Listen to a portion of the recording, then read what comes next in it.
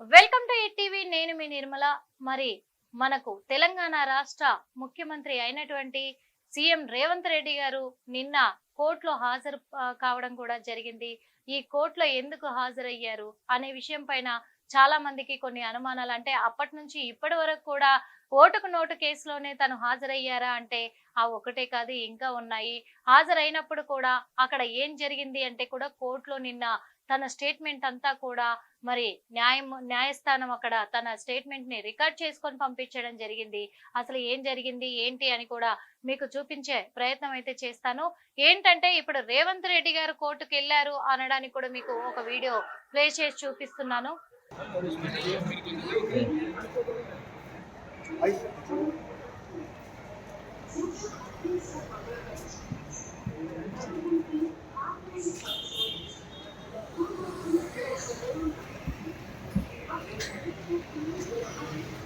అరే మిత్రా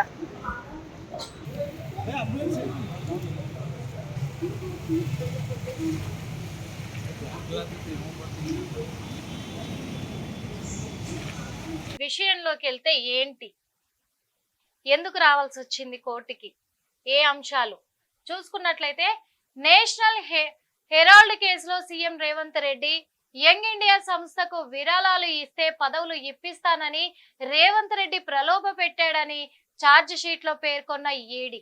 మరి ఈడీ అయితే ఛార్జ్ షీట్ లో పేర్కొన్నారంట. విరాళాలను అంటే యంగ్ ఇండియా సంస్థలకు విరాళాలు ఇస్తే పదవులు ఇప్పిస్తానని కూడా తాను ప్రలోభ పెట్టినట్టుగా తెలుస్తుంది. రేవంత్ రెడ్డితో పాటు కాంగ్రెస్ నాయకుడు పవన్ బన్సల్, దివంగత నేత అహ్మద్ పటేల్ పేర్లను కూడా ఛార్జ్ షీట్ లో చేర్చినట్లు తెలుస్తుంది ఈడీ అయితే. మరి అసోసియేటెడ్ జనరల్ లిమిటెడ్ కు చెందిన 2,000 కోట్ల ఆస్తులను కాజేయడానికి, అంటే ఇక్కడ మీకు పాయింట్ అర్థమవుతుందా?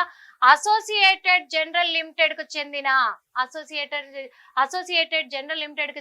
2,000 కోట్ల ఆస్తులను కాజేయడానికి కాంగ్రెస్ నాయకులు రాహుల్ గాంధీ, సోనియా గాంధీ యంగ్ ఇండియా సంస్థను ఏర్పాటు చేశారని తెలిపిన ఈడీ. అంటే వాళ్ళ విచారణలో కూడా వెల్లడైనట్టుగా తెలుస్తుంది. వాళ్ళు యంగ్ ఇండియా సంస్థను ఒకటి ఏర్పాటు చేశారు. ఎందుకు అంటే ఈ 2,000 కోట్ల ఆస్తులను కాజేయడానికి వాళ్ళు ఈ సంస్థను ఏర్పాటు చేసినట్టుగా ఈడీ విచారణలో తేలినట్టుగా కూడా వాళ్ళు ఛార్జ్ షీట్ పేర్కొనడం కూడా జరిగింది.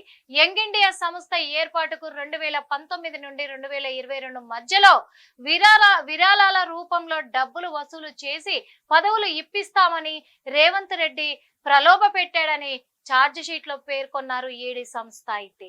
మరి చూసాం కదా, 2019 నుండి 2022 మధ్యలో విరాళాల రూపంలో డబ్బులు వసూలు చేసి పదవులు ఇప్పిస్తామని కూడా చెప్పి ప్రలోభ పెట్టారట.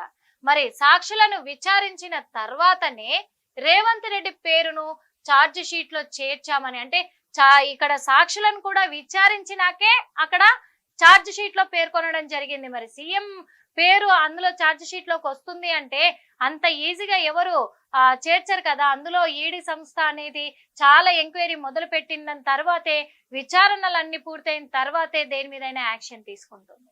మరి ఇక్కడ చూసుకున్నట్లయితే మిగతాది కూడా విచారణలో రేవంత్ రెడ్డి మరియు ఇతర కాంగ్రెస్ నాయకులు సూచనల మేరకే విరాళాలు ఇచ్చామని సాక్షులు తెలియజేశారని స్పష్టం చేసిన ఈడీ. ఇక్కడ మనకేమర్థమైంది, సాక్షులు ఏం చెప్పారు, విచారణలో వాళ్ళు ఏం చెప్పారు, రేవంత్ రెడ్డి మరియు ఇతర కాంగ్రెస్ నాయకులు, అంటే ఆ ఇతర కాంగ్రెస్ నాయకులు ఎవరు అనేది కూడా బయటపడబోతుంది మెయిన్ గా. మరి ఇక్కడ స్పష్టంగా సాక్షులే చెప్తున్నారు. ఎందుకంటే రాష్ట్ర ముఖ్యమంత్రి పైన ఎవరు నిందలు వేయరు కదా ప్రజలైతే. మరి అలాంటప్పుడు రేవంత్ రెడ్డి గారితో పాటు ఇతర కాంగ్రెస్ నాయకుల సూచనల మేరకే, వాళ్ళు చెప్పిన విధానంగానే, వాళ్ళు మాట్లాడిన మాటలకే, వాళ్ళు మాకు ప్రలోభ పెట్టడం వల్లే మేము విరాళాలు ఇచ్చామని సాక్షులు తెలియజేశారని స్పష్టం చేసింది ఈడీ మెయిన్ గా. ఎందుకంటే ఇక్కడ దొంగ దొరికిపోయింది అన్నట్టుగా ఉంది. అందుకే ఓటుకు నోటు దొంగ అని కూడా పేరు పడవచ్చు. అంటే రాష్ట్ర సీఎం గారిని మాట అంటున్నానని తప్పుగా అనుకోవద్దు. ఎందుకంటే గతంలో తన మీద ఉన్న కేసులన్నీ దృష్టిలో పెట్టుకొని మాట్లాడుతున్నాను. ఈ రోజున కూడా మరి చాలా వరకు చాలా వ్యాఖ్యలు వినపడ్డాయి మనకి. హైడ్రా మొదలు పెట్టినప్పటి నుంచి కూడా ప్రజలకు ఇచ్చిన హామీలను పక్కన పెట్టి ప్రజలకు ఇచ్చిన హామీలను పక్కన పెట్టి హైడ్రా అని మూసి సుందరీకరణ అని చెప్పి హైదరాబాద్ డెవలప్మెంట్ అని చెప్పి ఇప్పుడు కొత్తగా చూసుకున్నట్లయితే అందాల భామల పోటీలు అని చెప్పేసి తీసుకురావడం కూడా జరిగింది. Miss world's. ఆ మిస్ వరల్డ్ అంటే కొంతమంది కొన్ని వ్యాఖ్యలు పెడుతున్నారు. ఆ మిస్ వరల్డ్స్ కి మొత్తం కూడా సీఎం రేవంత్ రెడ్డి మరి వాళ్ళకు గైడ్ ఏమో అని. అంటే ఇది నేనంటున్న మాట కాదు, ప్రజలే అంటున్నారు. మీరు కూడా చూడొచ్చు కామెంట్లన్నీ కూడా సోషల్ మీడియాలో. ఇప్పుడు కొత్తగా ఏంటి అంటే కూడా మరి ఈ విచారణలో కూడా ఈడీ తేల్చిన ఇంత 2000 కోట్ల స్కామ్ అనేది అది మామూలు విషయం కాదు. యంగ్ ఇండియా సంస్థని ఏర్పాటు చేసి మొత్తము ప్రజలను అందరినీ కూడా ప్రలోభ పెట్టే ప్రయత్నంలో ఉండి 2000 కోట్ల నిధులను వాళ్ళు కొల్లగొట్టాలని చూస్తున్నారు అనేది కూడా ఈడీ విచారణలో తేలింది. కాబట్టి నిన్న ఆ విచారణలో భాగంగానే మరి మన రాష్ట్ర సీఎం రేవంత్ రెడ్డి గారు అయితే కోర్టులో హాజరవ్వడం జరిగింది. ఆ కోర్టులో కూడా తను ఒప్పుకున్నది ఏంటి అంటే, నాకేం తెలీదు, నేను ఏ నేరం చేయలేదు, ఏ నేరంతో నాకు సంబంధం లేదు, వాళ్ళు చెప్పేవన్నీ కూడా అబద్ధాలే.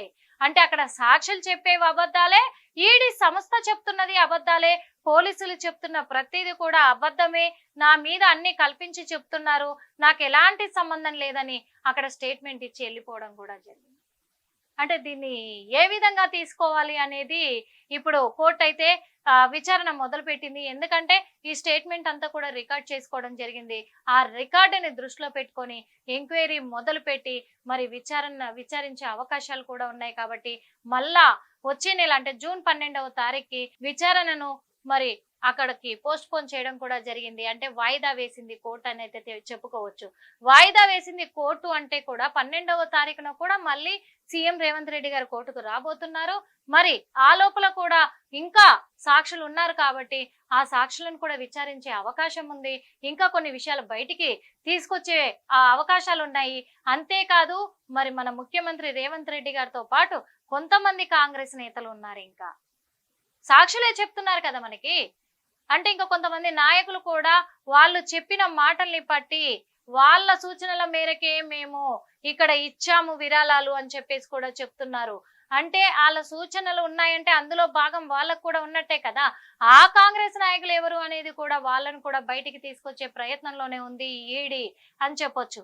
మరి ఈ ఈడీ డిపార్ట్మెంట్ తలుచుకుంటే వాళ్ళు బయట పెట్టనమంటూ ఏమీ లేవు. కాబట్టి ఇప్పుడు ఈడీ దృష్టికి తీసుకెళ్లడంతో ఇందులో నేరస్తులు ఎవరు అనే ప్రయత్నంలోనే ఈడీ దృష్టి సారించి గట్టిగా దర్యాప్తు కొనసాగిస్తూ ఉంది. అలాగే కోర్టు కూడా స్టేట్మెంట్ రికార్డ్ చేసుకుంది. ఆ రికార్డును దృష్టిలో పెట్టుకొని జూన్ 12వ తారీఖున మరి వాయిదా పడింది. కాబట్టి ఆ రోజున కోర్టు ఏం తీర్పునియ్యబోతుంది అనే అంశంపై అందరం కూడా ఉత్కంఠంగా ఎదురు చూడాల్సిన అవసరం అయితే ఉందని మై హిట్ టీవీ ద్వారా తెలియజేసుకుంటున్నాం. హిట్ టీవీ యాప్, ఇందులో short news, live news, entertainment shows, movies, digital magazines తో పాటు మీ జిల్లా వార్తలను కూడా ఫ్రీగా చూడొచ్చు. ఇంకెందుకు ఆలస్యం, వెంటనే హిట్ టీవీ యాప్ ని డౌన్లోడ్ చేసుకుని ఫ్రీగా ఎంటర్టైన్మెంట్ పొందండి. Hit TV app. Hit TV app. Please download Hit TV app.